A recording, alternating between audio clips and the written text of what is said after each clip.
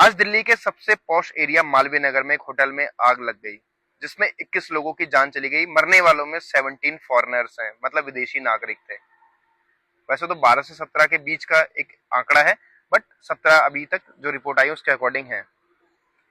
इस होटल में आग लगती है किचन से, जो कि टॉप फ्लोर तक पहुंच जाती है। लोग बचने के लिए छत से कूदते हैं, टॉप फ्लोर से नीचे रोड पे कूद रहे थे। कहां पर? मालवीय नगर में।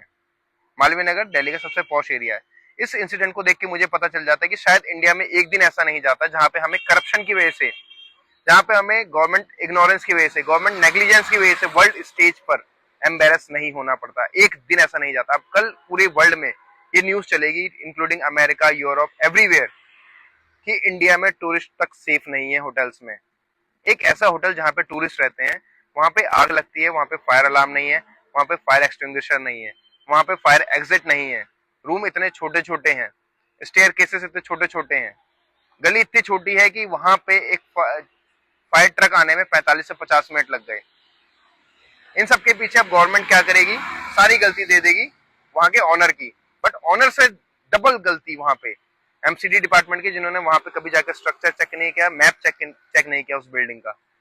सबसे ज्यादा गलती है फायर डिपार्टमेंट की, जिन्होंने कभी फायर अलार्म चेक नहीं किया वहां जाके, लगा है या नहीं लगा, फायर एक्सटिंग्विशर चेक नहीं किया वहां जाके। उन अथॉरिटीज के जिन्होंने बिना देखे लाइसेंस दे दिए, क्योंकि ये सब अपने अपने ऑफिस में बैठ के ब्राइबरी करके, घूस खाकर अपने एसी ऑफिस में बैठे हैं। अब 21 लोगों की जान चली गई और प्रधानमंत्री मोदी ने 2-2 लाख रुपए अनाउंस कर दिए टू द डाइड पीपल, और 50,000 जो कि इंजर्ड हैं।